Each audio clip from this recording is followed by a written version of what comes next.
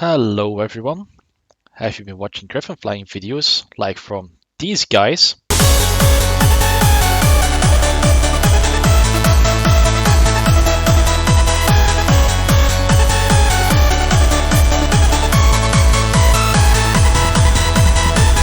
And have you been thinking to yourself, man, I wish I could do that? Well then, Good news, everyone! you can absolutely learn how to do that. In this video, I will do my best to show you the basics and also show you the very first stunt we teach to anyone joining our beginner workshops. To follow along, you will need a Griffon with all its masteries unlocked. I'm not going to go into all of the details of the basics because there are already great videos out there, which I will link in the description, but I will repeat a number of concepts here to help you get started. If you are already familiar with those, there are timestamps in the description and I will add chapters so you can skip ahead. First up, camera settings. If you go into your options and look under general settings, and there on the chapter camera, you will see a number of sliders. For flying, it is recommended to set the camera sliders to something similar to this. The most important settings are: horizontal camera positions should be in the center or it will throw off your perspective. Vertical camera position near and far should be at the minimum position. This helps with judging your height, as I will demonstrate later in the video. And finally, field of view should be set to maximum, because the lower you set this, the more you will experience a simulation of flying while following from the perspective of a drunk cameraman. I love you, man. It's also important to have a few things keybound. Make sure you have your mount dismount key in a position you can easily reach. I've put mine on X. You also need to be able to easily and quickly switch between your mounts. I'm using these keybinds, but some people prefer using an add-on like the radio mount menu. Finally, make sure you have mountability 1 and 2 keybound in a convenient place, as these are needed for climbing and diving. I've bound those to the side buttons of my mouse, though it's totally possible to fly with those on your keyboard as well. Die-weeping Willow, or resident Griffon flying Grandmaster, actually uses her keyboard to climb and dive. So, with all our settings sorted, how do you actually get your Griffon going? We'll start with the most obvious way, we just go to a high place and jump off. Now you use your dive key to gain speed, let go after a while and you'll see we'll be going at a decent speed.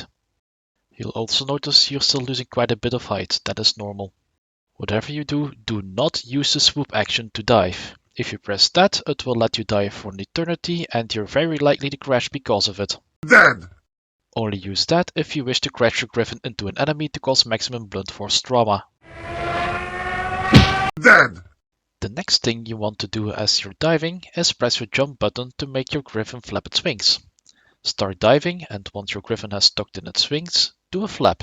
This will make your Griffon enter super speed. The obvious effect is that you're now going really fast, but what is less obvious is that you will be losing height at a slower rate, allowing you to fly both further and longer. Now that you know how to go down, how do you get back up? Well, as you're building speed, your second mount ability becomes available. This ability allows you to trade your speed back in for height.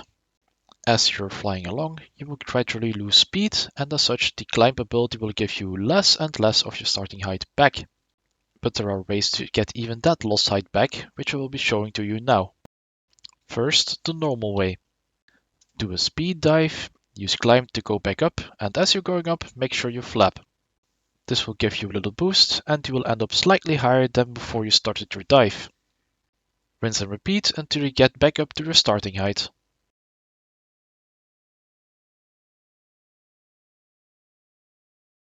Note, do not use S or your back button to climb back up. Holding your back button will let you climb, but it will also deploy your Griffon's air brake, slowing you down, and as such won't let you get back up to your desired height. The next way is something I call an undocumented feature. It's not intended behavior by the game, but it makes flying around a whole lot more enjoyable. We do the same as before, but after we start climbing, we immediately press the dive button at the same time. This will make your yellow stamina bar recharge much quicker because it thinks you are diving. This gives you a few more flaps to work with while you're climbing. Now flap as many times as you can and let go of dive right as you reach the limit of what you can reach. Repeat until you have your starting height back again. These methods don't give you infinite height, because at some point you will hit a hard cap, which is slightly above your starting height, but it will allow you to fly for an infinite amount of time, as long as you have enough height available to do a speed dive. The final flying mechanic I want to talk about is the ground effect. When you're going at super speed and get close to the ground, you will notice dust or water spraying up from the ground. This means you are now experiencing the ground effect, slowing down your rate of descent even more. This only works if you're flying fast enough though. The speed you get with a normal dive is not enough to trigger this effect, and as such will cause you to land if you attempt to make use of it. Dead! With super speed and the ground effect combined, you can keep flying horizontally for several minutes before having to pull back up to regain height.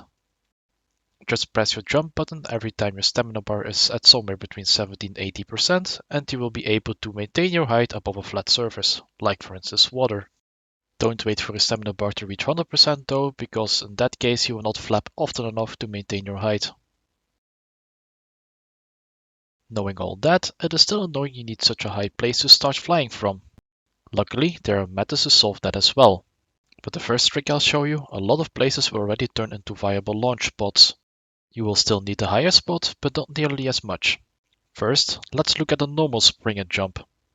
If you look at how a springer jump works, you can see that as you hold down your jump button, the yellow bar starts draining. At the point the yellow bar runs out, your springer will launch itself high up. What you can do here is dismount yourself from your springer right before it jumps. That will throw you up into the air, allowing you to mount your Griffon at a higher place. This method is always available, has no cooldowns, and requires no additional masteries. If you have a J-pod with a gliding booster, you can glide after using this trick and use it to give you an additional boost. The Skyscale Launch is a very effective way to launch your Griffon, but it depends on a few abilities with cooldowns. For this method, you need to have a Skyscale and a Bond of Vigor Mastery. A J-bot with the gliding booster is also highly recommended here. The massive advantage of this method is that you're able to start from flat ground or even open water.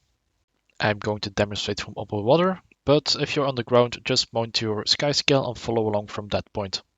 First, dismount your skimmer and immediately mount the Skyscale before you hit the water. Then, point your camera towards the sky and start flying up. Once you get going a bit, boost twice, use Bond of Vigor, boost twice more, dismount your Skyscale, start gliding and then use your gliding booster. Now mount your Griffon, get your super speed on and fly off into the sunset like a free bird. Of extra note here is that since a certain patch, you can dismount your Skyscale and Griffon mid-air, so Bond of Fate is not needed for this method. Time to put all of this knowledge into practice. The first stunt we teach everyone in the beginner workshops is this bridge right here in Queensdale. This is very good practice to learn how the Griffon behaves and get a feel for the mechanics we went over in this video. It is not the easiest stunt there is, so don't be disheartened if you don't get this on your first attempt. There's a good chance you will need a few dozen tries before this clicks. When I first started flying, I also needed quite a bit of time before I managed to get through this stunt. The starting point is here on the mountain. Though it is not strictly needed, I like to use a bunny trick to get going. Now, as you're starting out, I recommend to take as long of an approach as possible. So aim yourself to this side here, dive, speed dive, and make a turn to follow the river. Try to get slightly above the height you need to be, and now tap the dive button like it's a hot potato to fine-tune your height to make it under that bridge. Once you're through, pull up.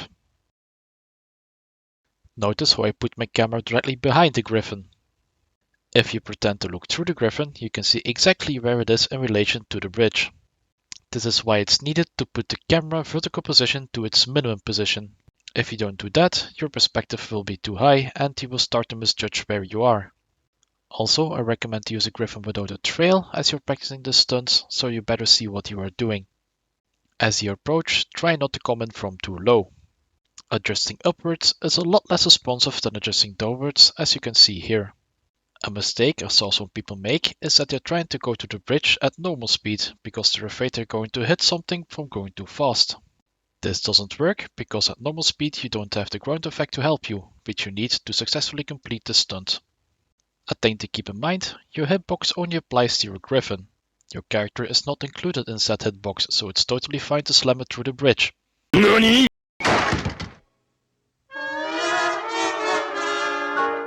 Very useful information if you're flying with anything other than the obviously superior Azura Master Race. Your wingtips also aren't included into your hitbox, so you have quite a bit of wiggle room to your left and to your right. If you manage to get a grasp on this, you can try to go around and go to the second bridge. If you don't have a mount energy booster equipped, you don't even need to touch your climb or dive buttons.